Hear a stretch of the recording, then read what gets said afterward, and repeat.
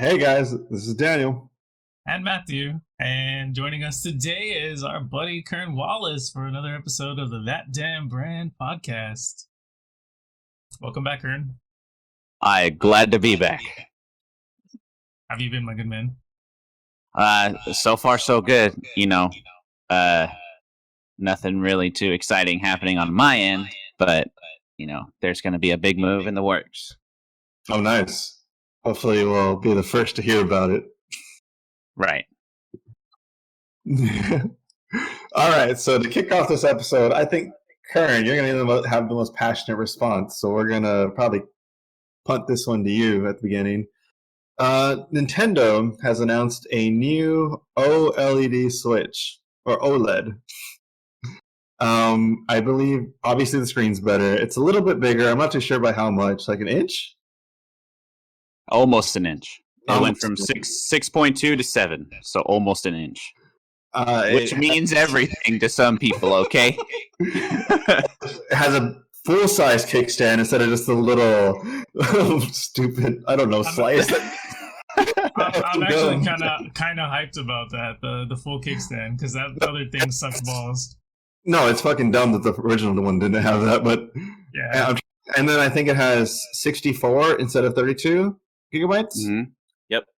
And beyond that, I don't think there's any other difference. Oh, the stand itself has built-in LAN or an Ethernet cord. The dock. The dock. All right. I don't think there's any more differences unless you know something that I didn't. And the dock is white. Oh my goodness! Hold the phone. What are your thoughts on this, Kern? So, the only way I would buy it is if there's a special edition coming out for Metroid or Breath of the Wild 2. That was the only way I would buy it. Other than that, I'm not going to buy it. I am perfectly happy with my Switch that I have. It still comes with the regular original Joy-Cons. Mm-hmm. They don't have any sort of fix to Joy-Con drift or anything like that. So, and the other selling factor for me would have been to have the Ethernet jack on my dock, but I already bought an adapter off of Amazon for $10. Yeah. So there's really no point in me upgrading. I do like the white color scheme of the Joy-Cons and the dock itself. But other than that, I don't, for an extra $50, I probably won't get one. I'm waiting for the internal upgrade, the better processor, more RAM, all that stuff. That's what I'm really waiting for. The actual, instead of a revision, an actual upgrade. Right. And if you're like me, who mostly uses their Switch to stream games, I never have my Switch in handheld mode. A lot of the improvements are for the handheld players. Mm-hmm. The bigger screen, the better kickstand, and I never use my Switch with its kickstand out unless I'm traveling, and that's it. Yeah. So I probably won't get one unless the special editions. That's it. I just feel like that it was, I don't know, we sort of got tricked because everyone was pretty much saying it's going to be a Switch Pro, it's going to be so much better, it's going to be, I wouldn't blame that on Nintendo, though, to be fair. Nintendo never came out and said, I'm not putting that on Nintendo. Good Switch come out. I'm just saying, I feel like we got bamboozled and hoodwinked. And definitely, the media did bamboozle people. And the media, that's the key right there. Nintendo didn't do shit. It was the media. They literally didn't. They didn't say anything. They were like, oh, this is all rumors. We don't know nothing. We fell for it. What a bunch of maroons. So, are you done with your opinion?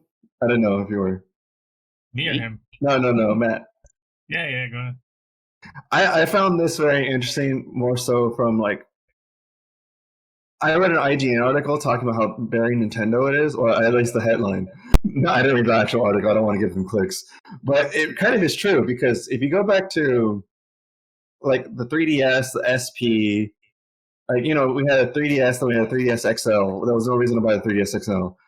The SP while I think the SP versus the original Game Boy Advance was a very big difference, it still was just a Game Boy Advance. So it is a very Nintendo thing to do. And I do think the media kind of hyped it up more than what it should have been, obviously. But Nintendo themselves never said shit. I think my favorite thing about the whole thing is that how the announcement actually got Xbox trending for two reasons. One, they actually had two hashtags trending from Xbox.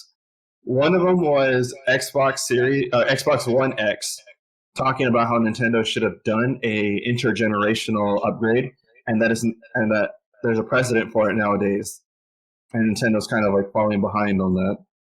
I don't know anything about that because we're in a GPU crisis, so maybe Nintendo's not willing to pay for how much GPUs cost right now.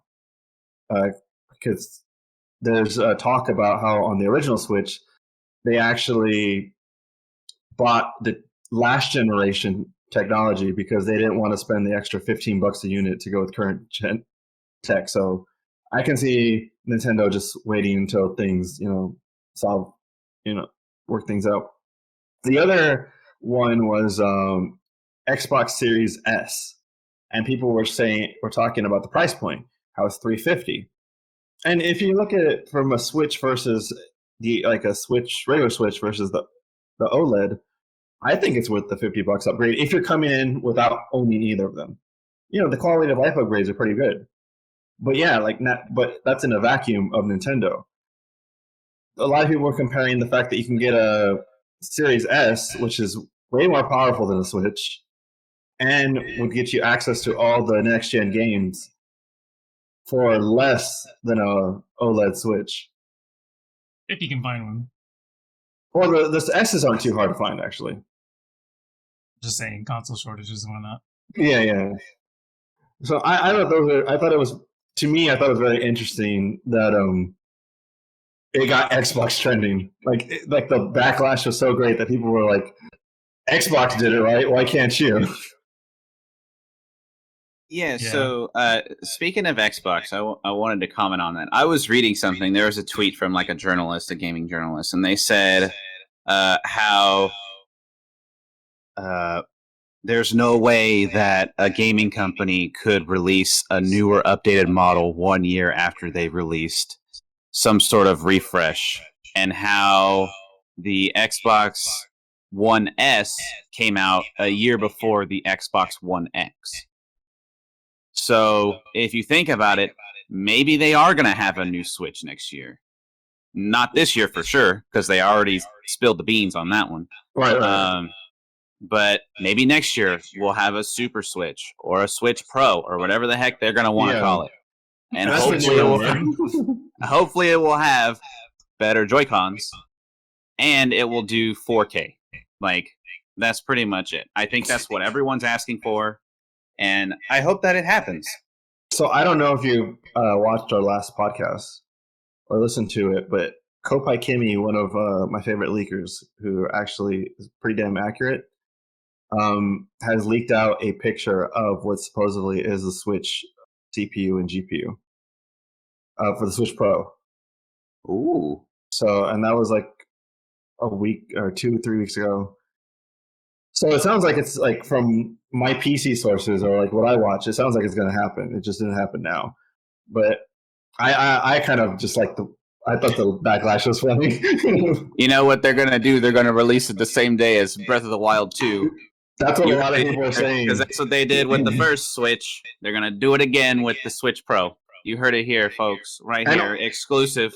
Honestly, that makes sense because the game that I always think about, before we record this podcast, and like the news came out a while ago, I was thinking about everyone complaining about the Switch, not getting a hardware update or like a graphics update.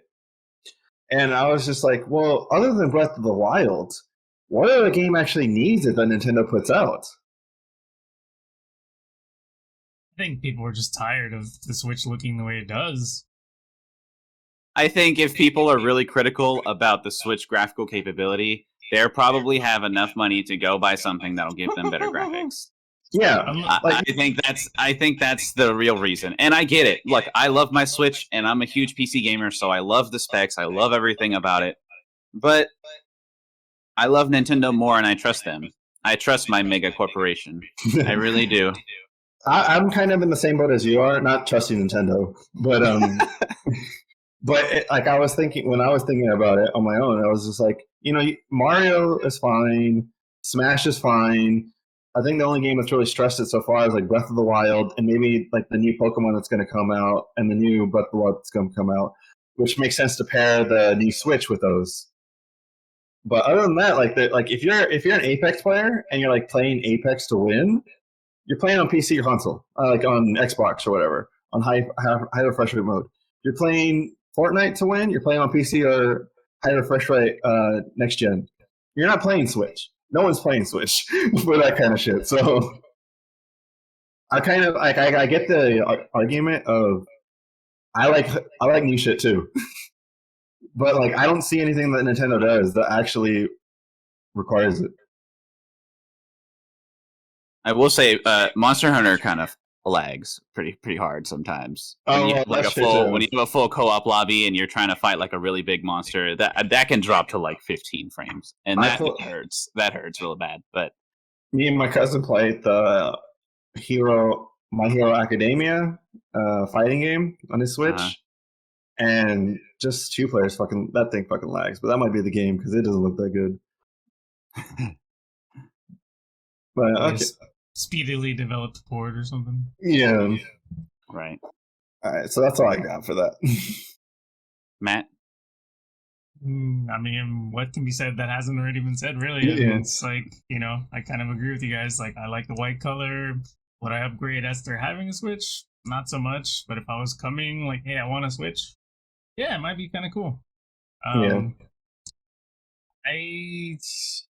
know. I really hope that Nintendo does still come out with the Switch Pro, just because it's such a good selling console, and a better one would sell. It would.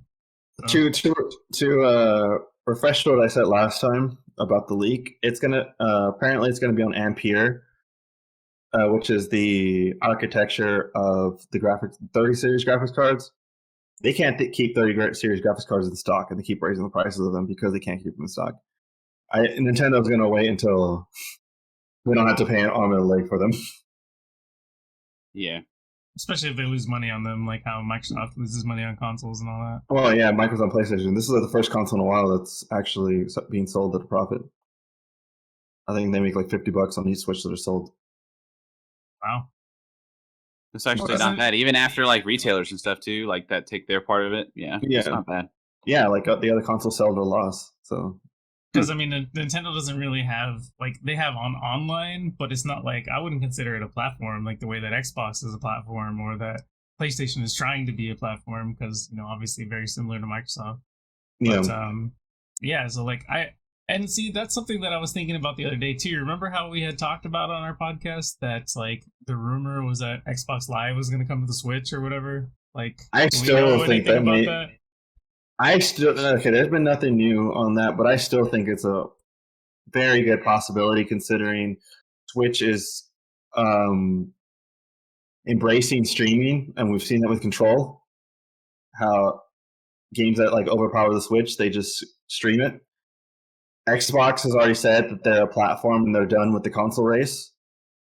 I don't see why they wouldn't come together. Nintendo and Xbox have a pretty good relationship. So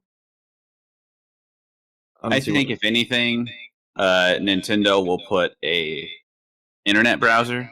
I don't think they would have an Xbox app on the App Store. But I think they would do, if Nintendo put a web browser on the Switch, then Microsoft would definitely try to get Game Pass working on that web browser.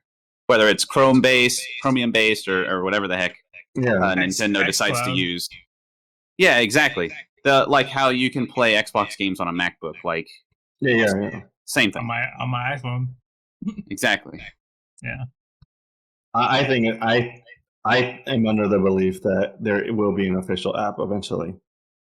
I think the working relationship is that good. I mean, that'd be cool if they did. Yeah. Yeah. Okay. So talking about graphics cards, video game or yeah, video cards. That's what they are. Video cards released a article talking about how they're going to do a RTX Super refresh of the 30 mobile series. Kopai Kimi, the guy who I just talked about the Switch, then commented on the articles on Twitch, or not Twitch, on Twitter, saying he's heard the same thing, so it's probably going to happen. I wouldn't be too excited about this, honestly, because if you look at the mobile graphics cards compared to the desktop graphics cards, they're actually not like up to par of the desktop ones. Like if you look at a mobile 3080, it's more of a 3070 than it is a 3080. It has the same die size as a 3070. It only has 8 gigs of RAM versus the 10 gigs of RAM that desktop has. So my personal opinion, this is not from any leaks or anything, I think they're probably just going to bring up the laptop series with the Super to be in line with the desktop. And I don't think we're going to see a desktop refresh. There's no reason to have a desktop refresh. I mean, they already have the TI models, but if they have, because honestly, that like confused the hell out of me with the 20 series, because they did that, right? They did the 20, the 2070, the 2070 Super. Super, yep. And didn't they do a Super Max or something like that? Or am I just... I don't remember Super Max. They might have. Like, did they do a TI? Did they do a 2070 Ti? They did. No, they did a 2080 Ti, a 2050 Ti. Yeah, 2060 Ti, right? Maybe I don't like. There's too many. I didn't have a 20 series card, so I didn't pay attention to all the models. But I had one for 3 months. Fucking thank you for doubling my profits. Anyway. Yeah. Yeah, I don't think that's that big of a thing. I hope they just bring it up because before the stream, before you actually got into our chat, Kern, I was talking to Matt about a recent benchmark that GPU cards, I think they're called. I had it on my phone. Well, I think they're called GPU cards, but Hardware and Box retweeted them out, showing the importance of VRAM. And it put a 3070 up against a 3060. And I don't know if you know, a 3070 has 8 gigs of RAM, and a 3060 has 12 gigs of RAM. I didn't know that. Yeah, because I guess they're trying to compete with AMD having 12 and 16 gigs of RAM, and that card came out later. That's the theory. Well, anywho, they did 1440p, which is 2K, ultra settings, Doom. The 3070 had an average frame rate of 40. The 3060 had an average frame rate of 60. The 36 because of the VRAM difference. With ultra settings, RTX on, the 3060 was outperforming the 3070. So VRAM's fucking important. I didn't realize the 3070 only had 8 gigs of RAM in it. Yeah, they skimped on RAM this generation. It's fucking dumb. Except for the 3090. Didn't that one have 24 gigs or something? Yeah, that one has 24 gigs. We also paid double. Right. Yeah. So, you guys both have 80s, right? Yeah, we have 80s. Yes. Yeah, I got a 60, but I mean, that sounded like good news to me for having a 60. Right, there you go. You made the right choice. Oh, even better. He only has 60 Ti with 8 gigs of RAM, but you don't play 1440p, you play 1080p, so you should be fine. Wah, wah. It's all good. Still, so yeah, the 3060 series like represent. Yeah, I just wanted to bring up the fact that there's probably going to be a super refresh in the first quarter of next year, but hopefully I don't think it's going to be anything crazy. I'm thinking maybe the laptops are just going to come to par with the desktop counterparts. So moving on to Apex Legends. On the 4th of July, we had some distraught. What the hell was that game called? Titanfall. Yeah, Titanfall. We had some distraught Titanfall fans come in to Respawn's baby and hack it so that no one could play it. Apex Legends got hacked, and no one could play the game on the 4th of July for a little while. It didn't last too long, actually. Because I haven't talked to anyone who's actually plays it who's been affected by it. But, Kern, what do you think of that? They were trying to make a point that Titanfall was taken over by hackers, so we're going to hack Apex Legends so that you can fix Titanfall. I mean, the way they went about it, I don't agree with. But then again, I don't think Respawn was going to pay attention to Titanfall unless they went about it that way. Because I did actually look into the subject before I knew we were going to talk about it on the podcast. Yeah. And I looked into the subject and like what the heck happened and why everything was happening. And the hackers of Apex Legends have are not related to the hackers of Titanfall. Yeah. Because the hackers of Apex are avid Titanfall fans, and they just want everyone to know that, hey, we can't play Titanfall anymore because there's so many hackers that they're just DDoSing everything. Like, you can't get into a server. If you do, you can't jump out of the plane to go fight people. You just get booted automatically. And it has to do with a blacklist. The hackers have found a way to blacklist people's names to automatically DDoS a server that they queue into. And it's mostly content creators. It's mostly the big Titanfall streamers, the Titanfall YouTubers. All of those people can't play Titanfall anymore because the hackers have figured out a way to DDoS their lobbies specifically to their username. Like, they can queue into a lobby, and then it'll automatically DDoS that lobby. And then if they like leave the lobby, the server will be fine. People can go back and play.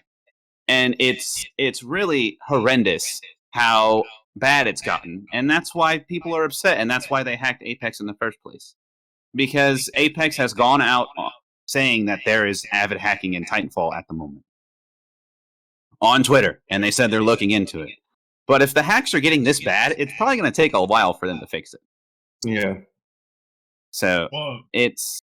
Go ahead. Well, I was just going to say, so, getting into the actual topic was the more so the devs' response to the hacking. They said that all they did was basically made somebody come in on the holiday weekend, come into the office, give up their free time, and basically fix the hack. Like, they were like, yeah, we know what's going on, fix, okay, I'm gonna go back home now.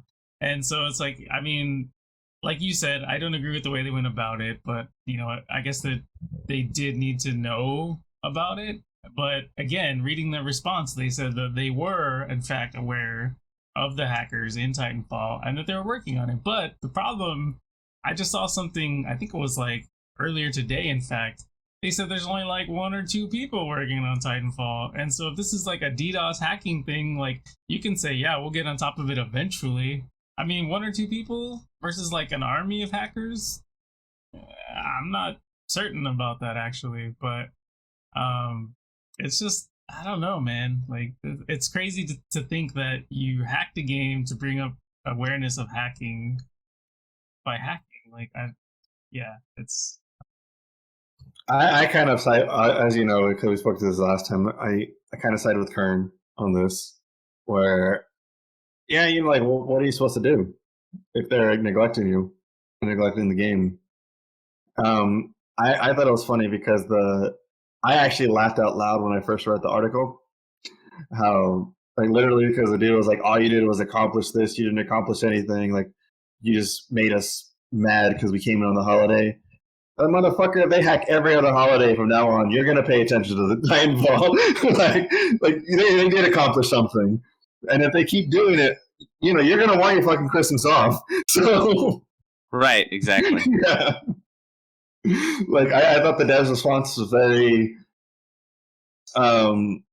dismissive, but yet not overlooking the fact that they can do it again. Like, I don't know. That doesn't make me laugh. Like, they can bring you in next holiday as well. So I don't agree with it, like that part. Like, yeah, but they kind of have the power to do it. To be honest, because like, how many times have Xbox and PlayStation Network? The whole network's been taken down. just in this kind of shit. I mean, what can you do? Hackers go and hack. Like that's just Yeah. that's the way it is. Like you can't stop them. Exactly. So I kind of that's what made me laugh. It's just yeah, they have the power to bring you back in if they want to.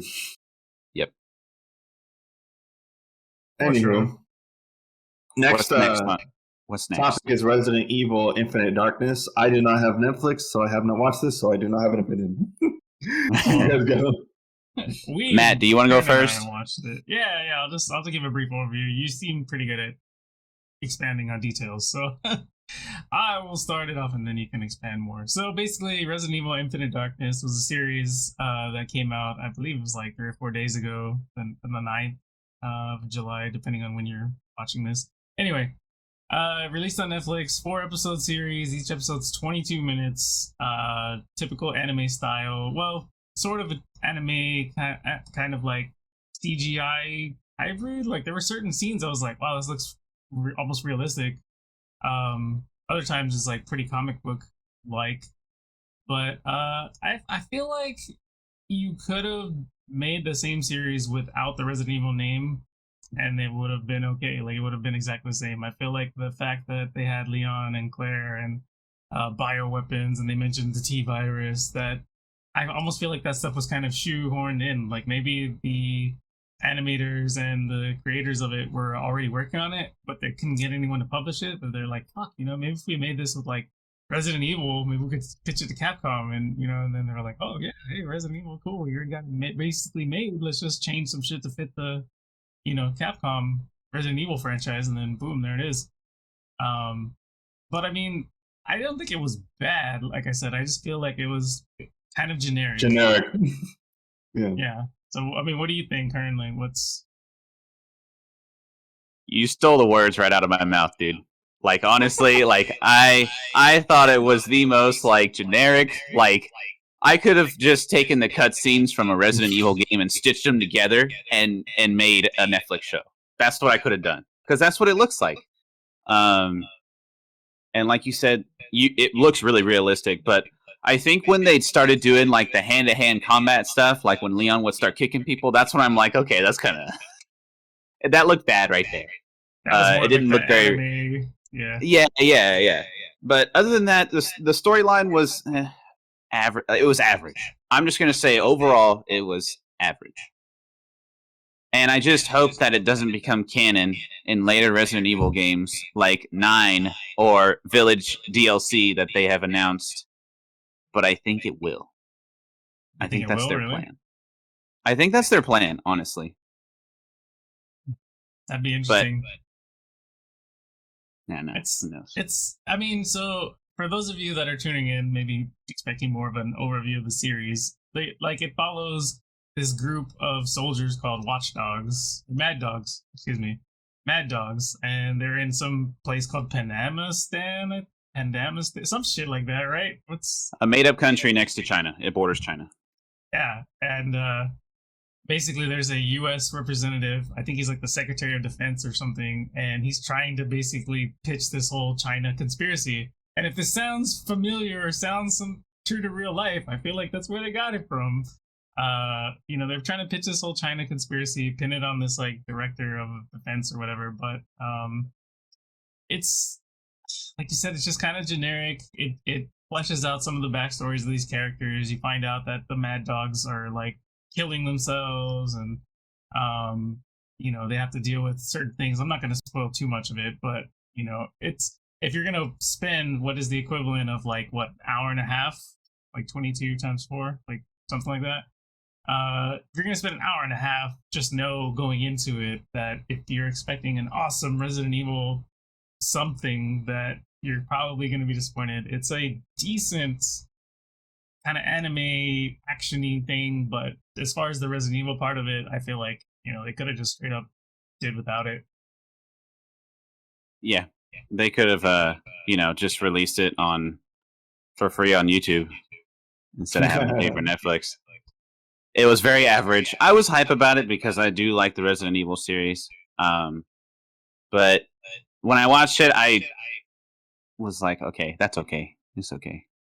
You know, it was very short. I didn't know it was 4 episodes going into it. When I clicked it, I was just like, I'm watching this. I don't care. Go. We're gonna watch it. And then when I saw it was only 4 episodes, I was like, that's it. They could have just made a movie instead of making it episodic. Like, and it literally just like plays into each other. I don't know. It's just has that Netflix magic where it like at the end of an episode it has like a huge cliffhanger or like sprinkles in like the beginning of the next episode or something like that. And then as soon as the next episode starts, it's right where you left off. Like you could have just put it in a movie and have the scene continue. I also wanted to look up Panamstan because I said it was a fake country, and it is. I just didn't want to sound like an idiot. Because I didn't know for sure. Yeah, no. I was like, I need to look this up before I sound like a dumbass. We're gonna have people from Panamstan being in the comments like, "We're real, goddammit." I'm a real boy. The Civil War was just a sham by China. You're fired. Yeah. All right, on to the next one. Yes. Okay, so the next one is just an update. Last podcast we talked about how Windows 11 is going to require at minimum a 2nd gen Ryzen and an 8th gen Intel. They got a lot of bad press for that, and a lot of people were upset.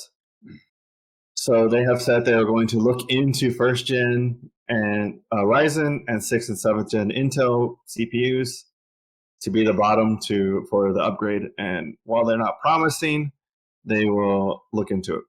That's pretty much it for that one. Go on. I was gonna say my gaming computer is an 8th gen Intel, so I'm glad I met the criteria. But really. Well, Matt has a 2nd gen Ryzen, so he's in the same situation as you. Good stuff. So the next game, me and Matt played Space Jam: A New Legacy, the side scroll beat 'em up where you fight like the same 4 mobs over and over and over. We were able to play it co-op though through the internet, even though it is not. It's only on. Do you want to go on that? Or? No, go ahead. Okay, so the game you can only play if you have right now if you have Game Pass, Ultimate Game Pass, and only on Xbox One S. Well, the Xbox consoles, both generations. Hopefully, like they would allow that with how that game looks. The series and the series and the one, not the 360. Correct, the series and the one. And we learned that the PC has a console companion app where you can stream the one, not the series, which I think is fucking stupid, to your computer and play through your computer. So I streamed the Xbox. My cousin let me borrow, or gave me his Xbox for the most part because he doesn't play it anymore. His one, and I streamed the one to my PC using the console companion, and then we used Parsec to trick it into reading the controllers. Wow, geniuses, pure genius. We were trying to figure it out, man. We were like, this is so dumb that a game that features like co-op, side-scrolling beat 'em up doesn't have online co-op these days. Like, who the fuck does that? I know it was basically a quick cash-in to try and tie into the upcoming Space Jam movie, but still, no online co-op was fucking bullshit. And so we were racking our fucking brains. We're like, how do we do this? How can we make this work? There is actually an option that is a little more fucking expensive than what we figured out. They sell this thing called like a Titan or Titan 1 or something. It's essentially kind of like a USB that you stick into, I think, the computer. The computer and the Xbox. Okay, so I guess it's 2 sides, kind of like send and receive or whatever. But anyway, it would basically do the same thing that we did essentially, but with just an $80 to $100 device, I think is how much it cost. Or maybe 60 to 100. Anyway, it's just basically some crazy, ungodly amount that we were like, fuck that. We're not going to pay that to play a free fucking Space Jam. And so, even though that device would allow, the Xbox to read the PC controls and whatnot. We were just like, man, there's got to be a fucking way. We started figuring it out, and then I actually, so this is what's so great about it. We contributed each a part of it. I was thinking about it. I'm like, what about the old companion app? Because I seem to remember like seeing that you could stream your Xbox to the app on your computer. And so we did that, and I set it up, and I'm like, yeah, it works. Like, so I stream, the Xbox to my computer through the app. And then Daniel was like, well, what if we combine that with Parsec? And it's just like, fucking, like, yeah, let's try this shit, and it worked. So that's the video that you'll probably end up watching before this one is us playing through Space Jam, a new Legacy co-op, because we're fucking geniuses and figured out how to do it. It's pretty short. It's only like, I think we beat it in 30 minutes. Like 38. Oh, really? Minutes. Yeah. Hella short. It's very easily a super quick cash in. A lot of the ads are exactly the same, like the monsters you fight, and there's like 2, maybe 3 boss fights total. 3 bosses, yeah. And I think, Kern, when I asked you if you wanted to play on your stream, you pretty much said what it is, like right up straight. So you want me to play an ad? That's what it was. I mean, that's if you guys call it an ad, then it's an ad. Like that's what I thought it was in the beginning. I was like, they're actually making a game for this movie, like game to movie or movie to game. It never works out. I feel like the general premise behind it wasn't bad, like, because your character, you can play as Bugs, Lola, or LeBron James, which neither of us picked LeBron James because fuck that guy. But the fact that you could basically dribble a basketball and then charge it to like use it as a projectile was actually kind of cool, because you could charge it to throw it at the enemies, hit them, and then you could like punch the ball as it bounced off them, so you can kind of like hit them with it, bounce, hit it, and kind of like juggle them essentially with it. You could also pass it, like we could pass it to each other. Like it was kind of interesting how they did the mechanics of it, but the fact that it was so fucking short, they introduced the like special power-ups or whatever, but like after every other level or something, and you could only switch to them if you died. There was no like after the level, hey, if you want to switch power-ups. So for the longest time we're just like stuck with what we picked, which actually ended up being fine because I got the health power-up, which is kind of like a healer, and his was speed, which allowed him to attack a lot faster. So it worked out. But if we didn't know that, and let's say we both picked health, that actually probably would have worked out better. I don't know, but yeah. But anyway, so it's just kind of generic, kind of basic, like, side-scrolling beat 'em up. I wish they had expanded on it and made the game longer. Then it might actually be worth some money. But as for a free game that we spent, an hour on, that's fine. That was all right. Yeah, like nothing to write home about. You're not missing anything if you don't play it, but it was a okay time sink. We played way worse games for longer. Oh, remember that Remother or Mother, whatever bird game? Like I forgot what that's called. Something too. It was the second game in the series. Like Remother 2 or something, or some crap like that. I know, with Mother Father. Yes, exactly. I can see Kurt's probably over here like, what the fuck are y'all talking about? And that's exactly what we thought while we were playing it. Like, what the fuck is this? I just don't remember the game. It was a weird first-person game. It was awful. Yeah. So could have been that. Okay, so next one? Yeah. All right, so next one we're going to talk about the design lab. Matt, you can start off with this because I have more to talk about than you. Do you? I do. You want me to just pull it out or what? Yeah, go for it. No. Whoa, hang on. Wait a minute. Wait a second. What kind of podcast are we? So Daniel's been bugging me for like the past week to make sure that I was home today, or at least to be able to ensure that I got a package. And he told me it was something for my birthday, so I knew, he got me something, but I didn't know what. So I came home and I saw a package from Microsoft. So I'm like, all right, let's open this bitch. And it's probably gonna get blurred out, but it's basically a controller, a white Xbox box. And once you open the box, you get a Sladam custom that damn brand colored controller. And Ooh, that's pretty. you might be able to see it. It says that M. It's actually backwards That's in the cool. video, but yeah, it's engraved with my name. And yeah, I fucking love it. It's super cool. It's got like really awesome grips on it. The I colors like are the color fucking scheme. great. Yeah, I like like the said, color scheme. that damn brand. So thank you so much, Daniel. Much appreciated. I fucking love it.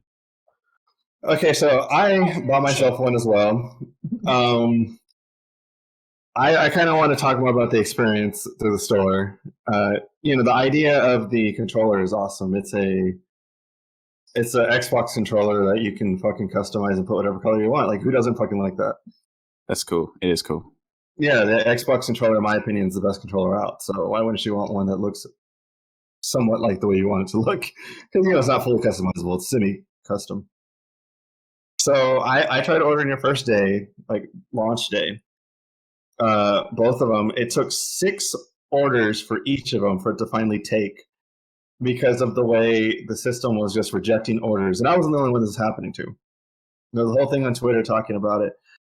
So it just goes back to like the fucking how bad the fucking Windows Store is. That seems to be a very recurring thing on this podcast, because everything comes back to that fucking Windows Store. Like, Microsoft doesn't give a fuck about any of their software outside of like Xbox. the Windows. Oh, I wouldn't even say that, because the fucking Xbox software on PC sucks too. But outside of the OS and the Office suite. Unfortunately, when I made my controller, the one that took the sixth one, I actually fucked up the sticks, so I didn't get the blue sticks I wanted. I called them 3 times. Each time the person was nicer, but it was all the same thing that we can't access the once the order's in, we have no way of changing it. My first job out of college, I worked in a area where we designed fully custom switchgear. Fully fucking custom. Not semi-custom where you pick a bunch of parts. We were able to change shit. The fact that a $1 billion company couldn't figure out how to change that shit is fucking stupid. The fact that you could have sent an email, put a note in the account, and be like, hey, instead of going to the bin with all the fucking orange sticks, go to the bin with the blue sticks, is fucking stupid. Like, how have they not figured this shit out? And, that just goes to show how shitty the Windows Store is. I went online to see if anyone else had the same problems. I didn't see anything from 2021, because we actually got like the first batch. From what I saw on Twitter, the first batches of controllers actually started hitting people on Friday. So we didn't get them too much later. We just got them today, which is Monday, so 3 days later. But I did see some complaints from when the design lab first opened, because it just recently came back, and someone said like that they had a controller that just didn't fucking work, and they were giving them shit about returning it because it's a custom controller and they can't return custom controllers. But I guess they didn't want to return it; they just want to use the warranty. Eventually, they did, but like they gave them hell to do that, which kind of fucking sucks. Like, it's a pretty expensive controller, considering how you can go to the store and just get like a $40 one that's white or whatever, which I used to do, which I did, which I do like. I like my white one. It's right here. Yeah. So I guess my critique of it is, assuming everything works, what's not to like about it? It's a fucking Xbox controller that you colorized, you color everything on to what you're liking. But it sounds like if anything goes wrong in the process, whether it be your fault or not, there's no customer service backing it up. And that's kind of my critique. So, but I'm a very all or nothing person. I wasn't going to settle for that. So I actually went out and bought some blue sticks. Nice. Luckily, they sell them individually? No. I actually tried buying them through Microsoft too, and they wouldn't allow me. But the Shock Blue controller has the sticks, so people who mod their Shock Blue controller and takes out the sticks sell them on eBay. Oh, nice. So I was just lucky that the color I wanted was a controller that already exists. And I actually bought a deshelling kit already, and I've already deshelled my black controller. It's just little screws and this thing that pops open some of the plastic. Mm-hmm. My black controller on my couch, so I'm not going to go get it. But I've actually deshelled it and put it back together. So I can do it and know how to do it, and I know how to reach the sticks. and that controller still works. So I'm pretty confident. So I'm gonna play with this one a little bit just to see if it actually works and it's not a broken, dead on arrival. And then I'm gonna open it up and swap out the sticks and probably resell these sticks back on eBay and recoup my loss. Yeah, that's good. Very roundabout way. I was gonna say that just sucks that it has to be a workaround like that, but I'm glad you were able to figure out a solution since Microsoft said, "Fuck you." Yeah, it's really bullshit. Like, I don't understand how you haven't figured out how to do that. Like, if the controller was already made, then I get it. You have to take it apart, and that's just so much labor. But hey, don't pick up the blue ones. Don't pick up the orange one. Picks up the blue ones. Like like something that simple. It should have been figured out. I thought that fucking robots built all the controllers. Like it was just like a factory line, where it's just like they just have all the parts and the robots just take the part from the bin, stick it on the controller, do a little test, and then they're Gucci with it. I doubt they have hundreds of people putting together Xbox controllers. But yeah, I wouldn't be surprised if the robot puts it together, but it has to be manual. Someone like actually picking the parts. Oh, I doubt it. You think so? I doubt it. I bet there's nobody there. It's just a whole factory of robots, dude. Well, then that's even worse. That they can't just tell a robot to go to a different one. If they're dead on arrival, like some people said they were, I think it's all robots, dude. I doubt there's a person in the Xbox design lab. There's no one there. It's just a bunch of computers. They probably all run on the Microsoft store, which is why it's so shit. Right. But think about if this was a mom and pop shop, and you make a wrong order, and then you call them up, and really it's like, hey Steve, the order that just came in, change the orange to blue. How easy the fuck it is, Yeah, but it is Microsoft. That's opposite of mom and pop. I get it. I get it. But my point is that if a mom and pop can do it, a fucking $1 billion company can do it. Especially if it's robots, how hard would it be to literally go in and change one of the programming? If stick equals orange, then change blue or something. Come on. I don't know. I'm not an engineer. I don't care. He is. I feel bad. I feel bad for you, Daniel. I really do. I figured it out already. I'm not worried about it. Right. Engineers solve problems. That's and the cool thing is when I was actually looking at this, I opened up my other controller. Whenever I swap out controllers, it's because normally the stick dies, and it gets all non-grippy. It's just kind of soft. Well, no, how it goes to the side and stuff.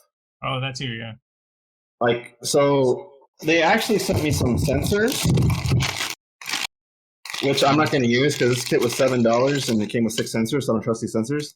Yeah, but I don't mind going on eBay and getting some OEM sensors.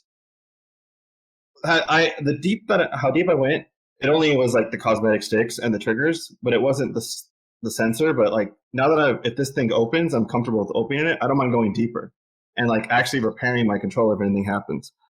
Also, I was thinking about getting some shock blue buttons and replacing the black ones. I think that'd be cool. That'd be cool. Yeah, that'd be. But that's that's something later because the buttons are on a different level, so it's something I haven't dived into yet, and I'll probably only explore that option if my controller actually breaks. If you need to, show. Yeah. All right. Last topic.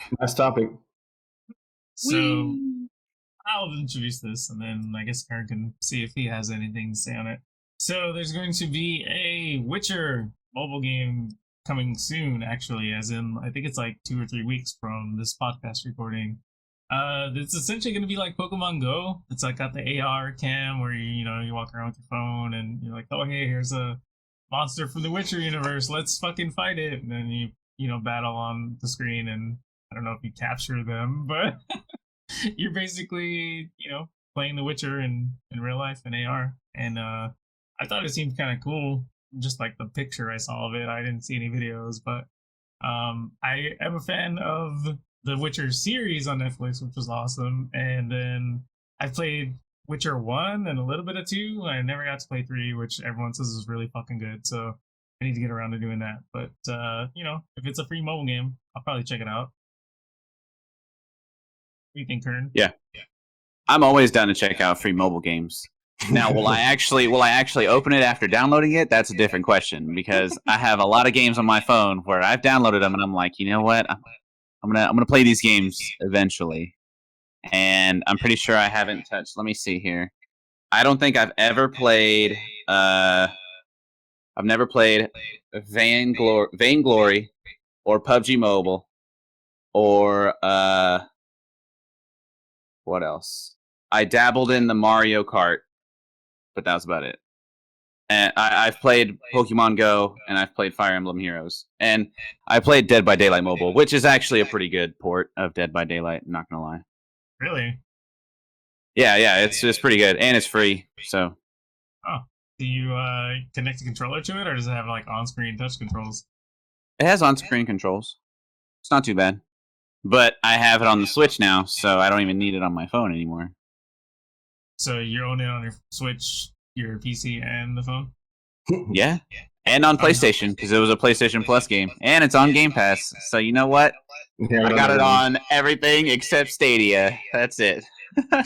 Alright, you heard it here. If you guys want to play Dead by Daylight with Kern, he pretty much has you covered on any console. Yeah, I got you. It's crossplay anyway, so it doesn't matter. Well, there you go. But yeah, I would totally look into this game. But it's hard for me to get into mobile games because I have a Switch and I play all my games on my computer. It's just really difficult. I don't look at my phone as a gaming device. I look at it as a social media tool, and that's pretty much it. Reasonable. Did you check it out, Dan? What do you think? I don't care for mobile gaming. I pretty much expected that response, but I just figured I would throw that out there. Yeah, I mean, I don't know if Witcher is a property as popular as Pokemon, so there's no telling how well it'll do. I mean, I guess ultimately it depends on how fun it is. But yeah, I'll give it a shot. I played Pokemon Go for a while. I'm trying to think what other games. I checked out Minecraft Earth when it came out for phones, and that's kind of the same thing, like AR, real life. Like, oh look, here's some actual stone that you can then use in game or what have you. But yeah, I don't know. It's not something I think about every day, but just to check it out, like how I checked out xCloud and that sort of stuff. So sure. All right, that's all we have. So I've been Daniel. I've been Matthew. And I've been the guest, Kern. It's been on multiple times. Yes, I hope to be back soon. I really do. I enjoy it. So we'll catch you guys later. All right. Peace.